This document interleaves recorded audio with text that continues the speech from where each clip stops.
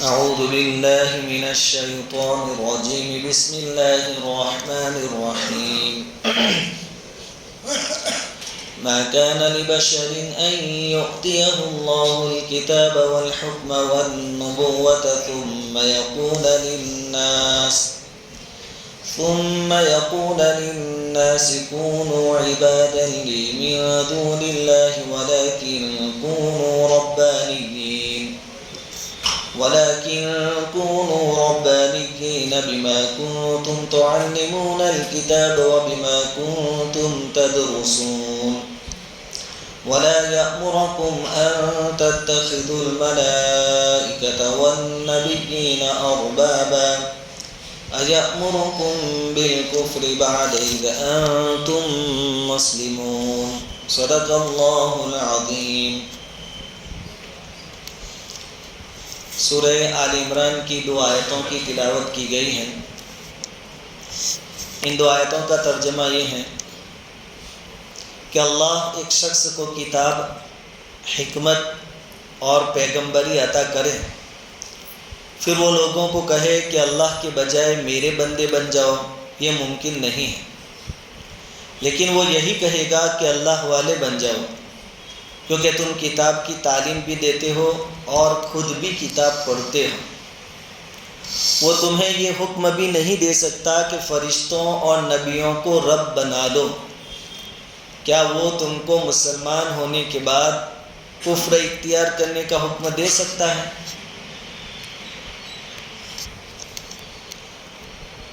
پچھلی کچھ آیتوں میں یہودیوں کی کجروی بیان کی جا رہی تھی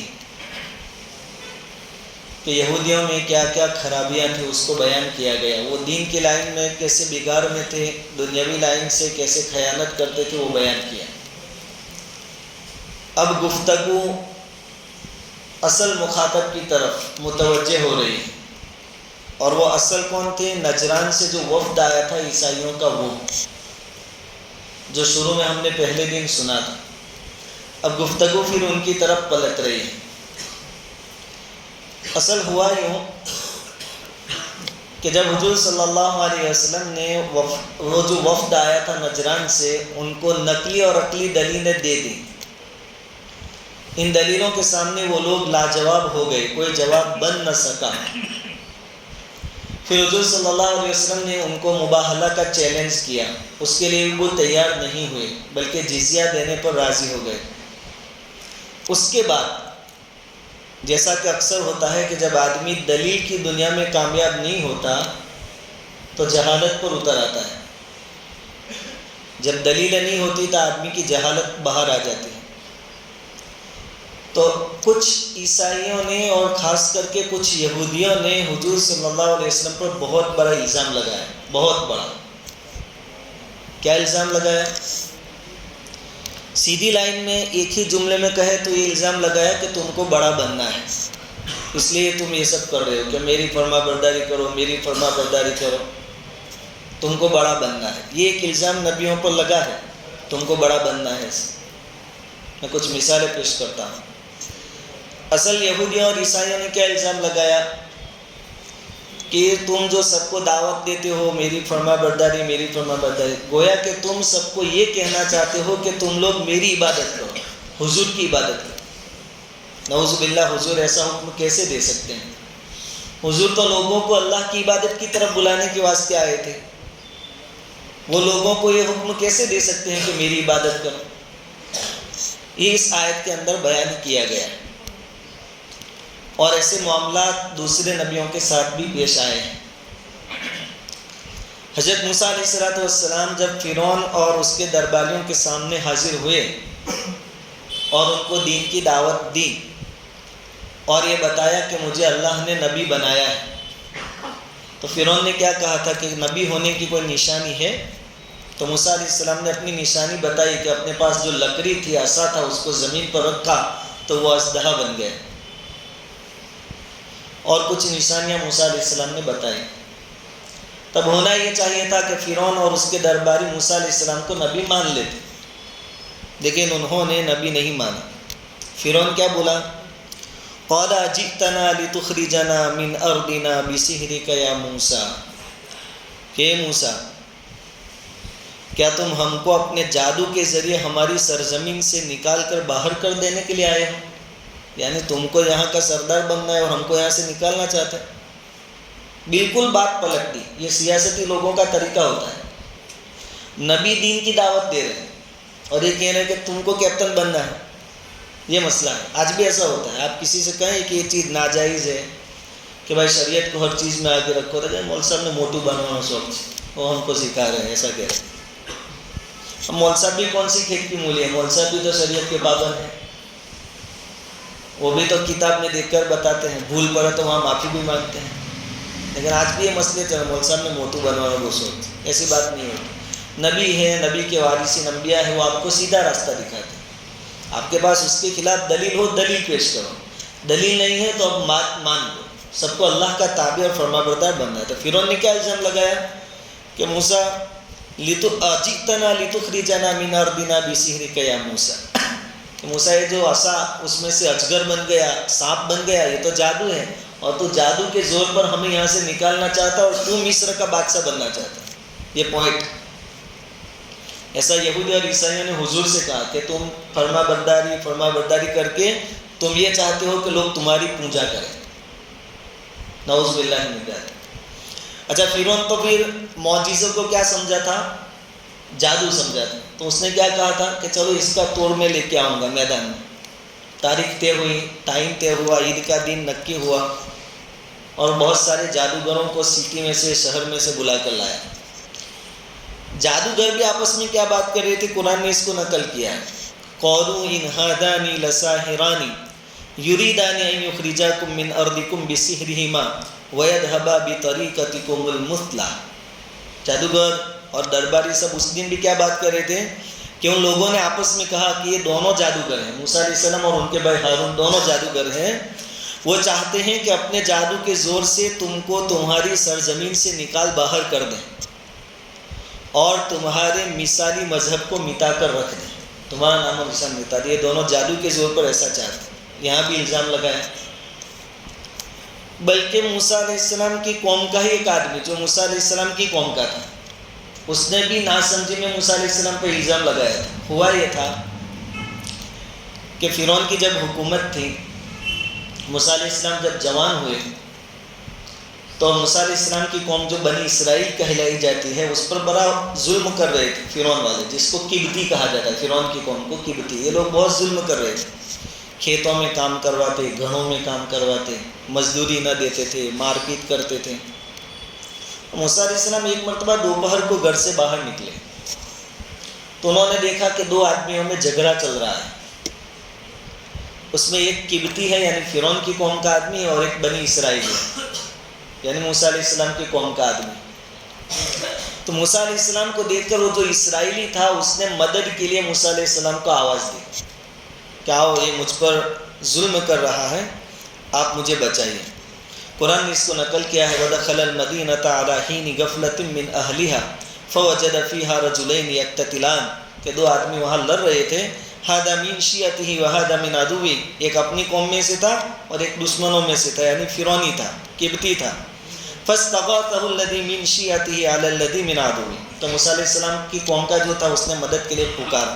تو موسیٰ علیہ السلام نے وہ قبطی کو جو ظلم کر رہا تھا، ناحق تھا، سبق سکھانے کے واسطے تھپڑ مارا۔ موسیٰ علیہ السلام جلالی آدمی تھے، تو ایک تھپڑ میں وہ نمٹ گیا، وہ مرد گیا۔ موسیٰ علیہ السلام کا کوئی ایسا ارادہ نہیں تھا۔ اب فرعون کا آدمی مر جائے، یہ سیم پوزیشن آج بھی ہے۔ مسلمان 10 15 20 25 مر جائے کوئی فرق نہیں پڑتا کسی، لیکن ابھی کوئی دوسری قوم کا مر جائے دیکھ لو، کیا خالی پتائی بھی ہو جائے دیکھ، پورا پوزیشن وہی ہے فرعون اور موسیٰ کی قوم والا۔ اب یہ خون ہو گیا موسیٰ علیہ السلام کے ہاتھ سے، لیکن ارادہ نہیں تھا مار ڈالنے کا، اور تھپڑ میں کوئی مر بھی جاتا، یہ تو نبی تھے اور نبی کے ہاتھ کی برکت، ایک تھپڑ میں وہ نمٹ گیا۔ موسیٰ علیہ السلام نے اللہ سے فوراً توبہ کی، کہا کہ یہ تو ایک شیطانی کام ہو گیا کہ اللہ مجھے معاف کر دے۔ اللہ تعالیٰ نے موسیٰ علیہ السلام کی توبہ قبول فرمائی۔ لیکن اب فرعون کا آدمی مرا تھا تو پولیس تو آئے گی پکڑنے، سپاہی تو ہر جگہ تھے، تو موسیٰ علیہ السلام انتظار میں تھے کہ کب آئے اور کیا ہوگا، ڈر رہے تھے۔ دوسرے دن پھر وہی آدمی جو آپ کی قوم کا تھا، اسرائیلی، جس نے کل پکارا تھا مدد کے لیے، اس نے پھر واپس آواز دی۔ آج دوسرے آدمی سے اس کا جھگڑا تھا، دوسرا فرعونی قوم کا جو آدمی تھا قبطی، اس کے ساتھ اس کا جھگڑا تھا۔ اسرائیلی وہی تھا جو کل تھا۔ اب چونکہ ایک ہی آدمی کے بار بار جھگڑے ہوں تو پھر لوگ بھی کیا سوچتے ہیں کہ یہ جھگڑالو آدمی ہے، سر اگر مفتی صاحب نے مگز ماری تھیا کرے، باقی کوئی نہ کوئی پرابلم نہ تھا، ایسا ہوتا ہے، یہ سیم پوزیشن ہوتا ہے۔ لیکن وہ حق پر بھی ہو سکتا ہے، اور بولنا مفتی صاحب کے لیے ضروری ہو تو وہاں بولنا بھی پڑتا ہے، خاموش رہنے پر گناہ ہوتا ہو تو بولنا پڑے گا، اور کسی کو تو بولنا پڑے گا۔ خیر، اس نے دوسرے دن پھر پکارا کہ موسیٰ مدد کرو۔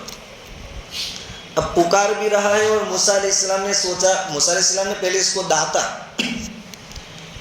قال له موسیٰ انک لغوی مبین، اپنی قوم کے آدمی سے کہے کہ تو جھگڑالو ہے، روز روز تیرے جھگڑے ہوتے ہیں، پھر بھی اپنی قوم کا تھا اور وہ ظلم کر رہا تھا، تو ظالم کو روکنا یہ بھی ذمہ داری ہے۔ تو موسیٰ علیہ السلام اس کی طرف جا رہے تھے، اب اس نے پھر واپس وہ جلال دیکھا موسیٰ علیہ السلام کا، تو وہ اسرائیلی جو موسیٰ علیہ السلام کی قوم کا تھا اور جس نے مدد کے لیے موسیٰ علیہ السلام کو بلایا، وہ ڈر گیا۔ وہ کیا سمجھا کہ مجھے جھگڑالو کہا ہے تو آج تھپڑ مجھے پڑے گی، اور تھپڑ کی برکت کل دیکھ لی تھی کہ کیا ہوتی ہے۔ تو اس نے دور سے کیا کہا، فَلَمَّا أَنْ أَرَادَ أَنْ يَبْطِشَ بِالَّذِي هُوَ عَدُوٌّ لَهُمَا قَالَ يَا مُوسَىٰ، موسیٰ علیہ السلام جا رہے تھے کہ موسیٰ رکو، أَتُرِيدُ أَن تَقْتُلَنِي كَمَا قَتَلْتَ نَفْسًا بِنَفْسٍ، جیسے کل ایک کا خون کیا آج مجھے مارنا چاہتے ہو، رک جاؤ آگے مت بڑھنا۔ اب آگے الزام، ان تُرِيدُ إِلَّا أَن تَكُونَ جَبَّارًا فِي الْأَرْضِ، کہ موسیٰ یہ تم مار پیٹ کر کے اپنی دھاک بٹھانا چاہتے ہو، یہ الزام۔ کیا کہہ رہے ہیں کہ مار پیٹ کر کے اپنی دھاک بٹھانا چاہتے ہو تم، ان تريد الا ان تكون جبارا في الارض۔ اب یہ اسرائیلی خود اپنے نبی پر الزام لگا رہے۔ موسیٰ علیہ السلام نے کب چاہا کہ میں بھائی گیری کروں لوگوں میں، وہ تو اس کی مدد کے لیے جا رہے تھے، اور آج بھی وہ سامنے والے کی اصلاح کے لیے جا رہے تھے، لیکن اس کو ڈر لگا تو اس نے الزام لگایا۔ وما تريد ان تكون من المصلحين، اور صلح کرانا تمہارا ارادہ نہیں ہے، تم تو مار پیٹ کر کے اپنی دھاک بٹھانے کی نیت سے آ رہے ہو، الزام لگایا اس نے۔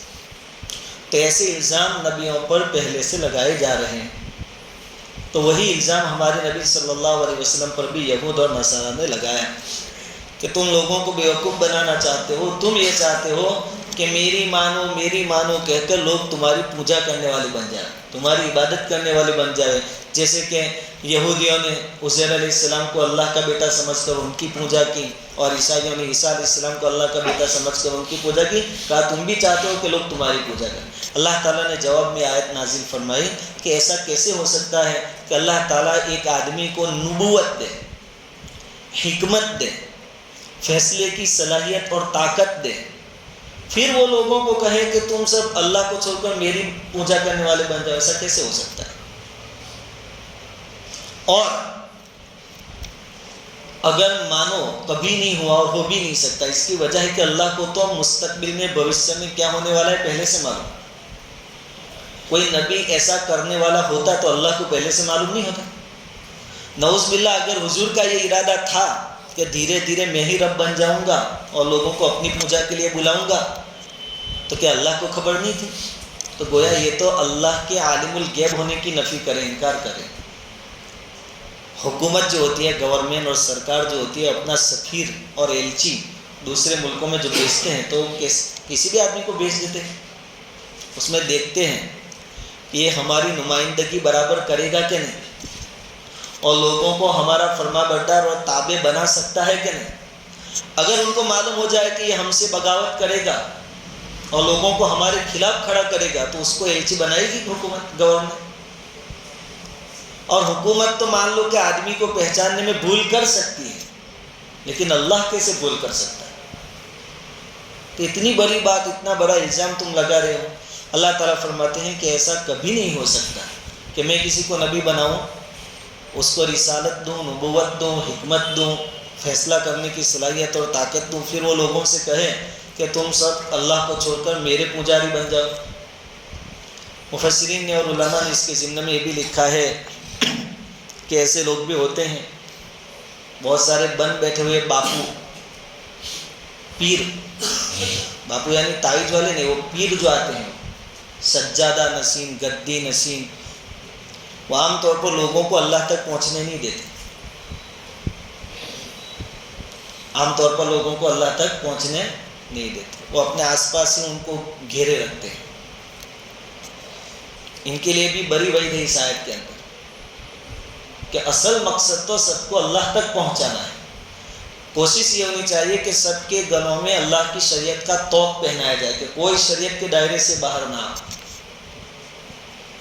ہمارے ملک میں لوک پال کا آیا تھا مسئلہ، لوک پال بل لانے کا تھا کہ بھائی بھرشٹاچار اور غلط کام کوئی بھی کرے وہ دائرے کے اندر ہو، قانون کے اندر آئے۔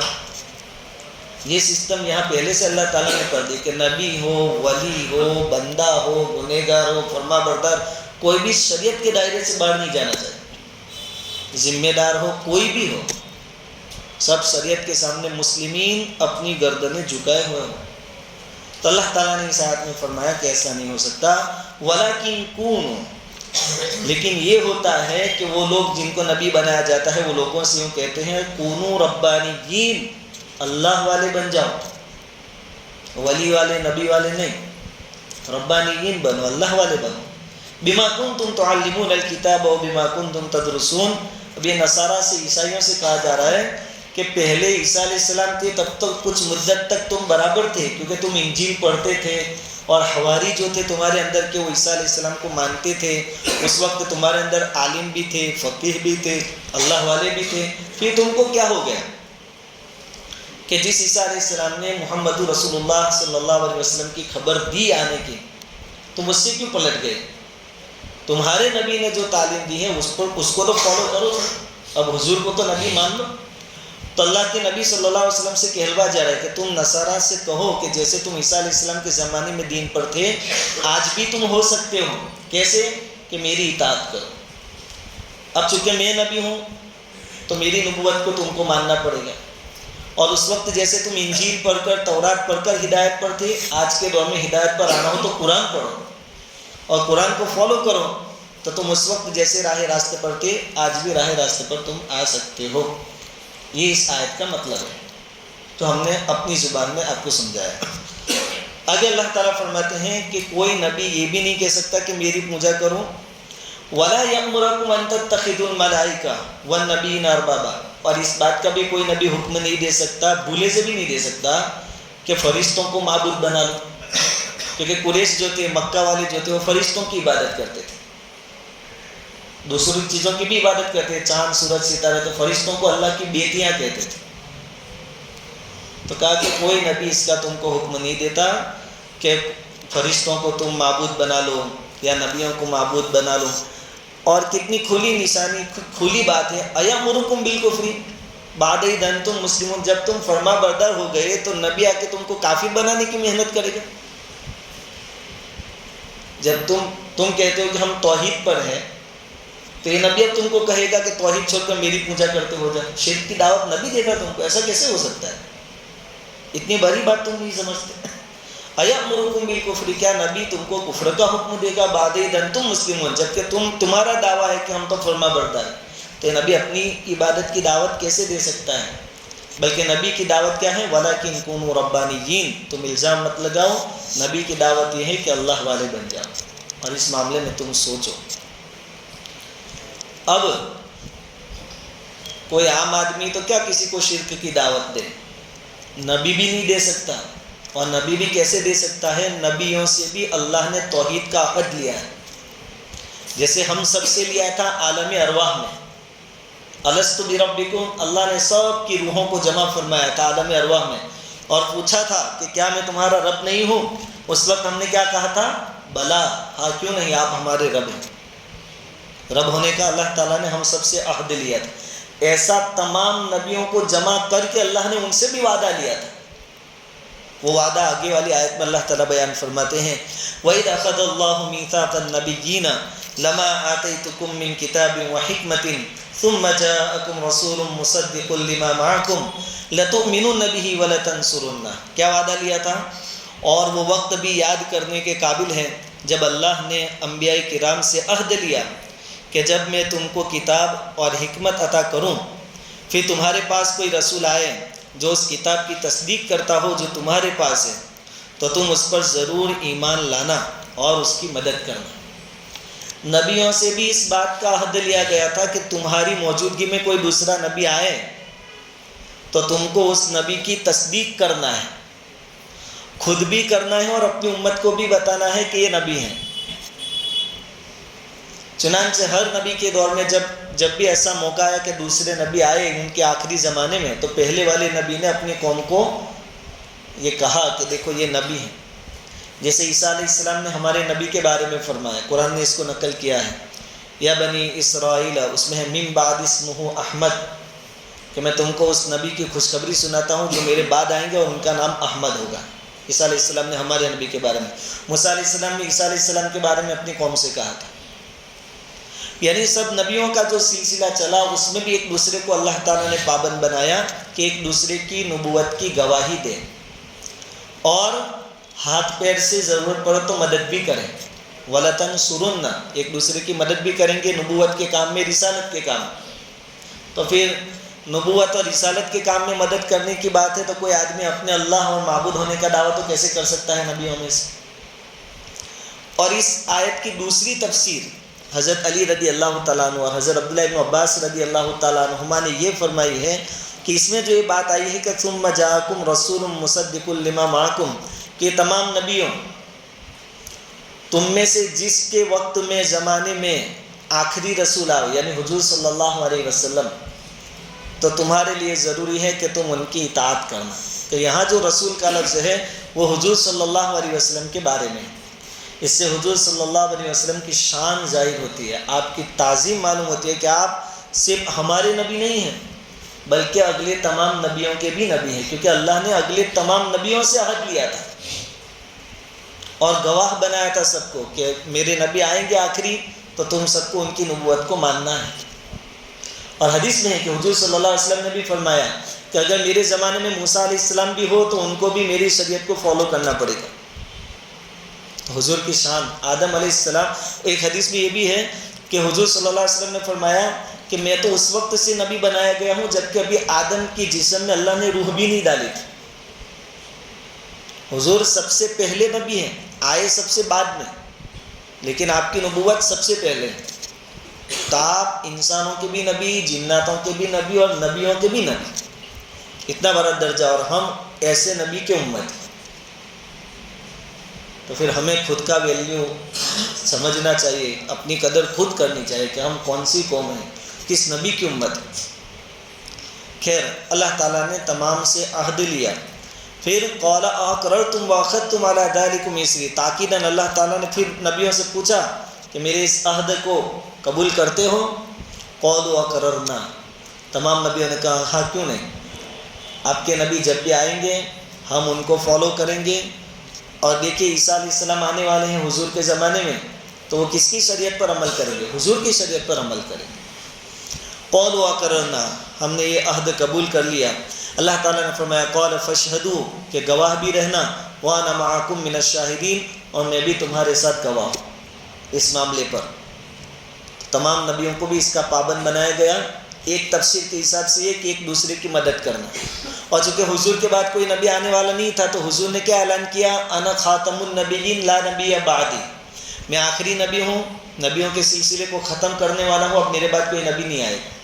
اور آپ سے پہلے جو آئے سب نے اپنے اپنی امتوں کو حضور کے بارے میں بتایا، یا اپنے بعد آنے والے نبیوں کے بارے میں بتایا کہ ان کو ماننا۔ آگے اللہ تعالیٰ فرماتے ہیں فمن تولی بعد ذلک، اتنا ہم نے اقرار لیا، نبیوں سے بھی ہم نے گواہی لی، اقرار کروایا، اس کے بعد بھی اگر کوئی دین سے پلٹ جاتا ہے فاولئک ھم الفاسقون، تو وہی لوگ فاسق ہیں۔ فاسقوں کا کام ہے کہ اتنی پابندیوں کے بعد بھی دائرے سے نکل جائیں اور کسی نبی کا انکار کریں۔ اب یہ عیسائی چونکہ عیسیٰ علیہ السلام تک کے نبیوں کو مانتے تھے لیکن حضور کو نہیں مان رہے تھے، یہودی موسیٰ علیہ السلام تک مانتے تھے، پھر عیسیٰ علیہ السلام کو نہیں مانتے، حضور کو نہیں مانتے۔ اللہ تعالیٰ ہم سے یہ چاہتے ہیں کہ ہم تمام نبیوں کو مانیں کیونکہ تمام اللہ کی طرف سے بھیجے گئے ہیں۔ اور اللہ تعالیٰ فرماتے ہیں فغیر دین اللہ یبغون، کہ اگر تم بعض نبیوں کو نہیں مانو گے تو پھر تمہارا اسلام باقی کہاں رہا؟ اور جب اسلام باقی نہیں رہا تو اسلام کے علاوہ کوئی دین تم تلاش کرتے ہو، اللہ کا دین چھوڑ کر دوسرا کچھ تلاش کرتے ہو، حالانکہ اللہ کا فرما بردار ہے ہر وہ جو آسمانوں میں ہے اور زمین میں، خوشی خوشی یا مجبوراً وَإِلَيْهِ تُرْجَعُونَ، اور اسی کی طرف تم کو لوٹ کر جانا ہے۔ کہ اگر تم نہیں مانتے تو یاد رکھنا تمہارے نہ ماننے سے کوئی فرق پڑنے والا نہیں، اللہ کا فرما بردار تو ہر کوئی ہے، آسمان میں فرشتے ہیں وہ بھی اللہ کے فرما بردار، بلکہ بے جان چیزیں بھی اللہ کی فرما بردار۔ یہ آسمان اللہ نے بنایا تب سے بغیر ستون کے کھڑا ہے، کبھی اپنی منمانی آسمان نے کی، کبھی گر گیا ہو کوئی حصہ نیچے۔ سورج اللہ نے بنایا تب سے ڈیوٹی پر ہے، بے جان چیز ہے، لیکن کبھی اعلان ہوا ہو یا لیٹ ہوا ہو 5 منٹ 10 منٹ کے، آج سورج لیٹ ہوا، سب اللہ کی فرما برداری میں لگے۔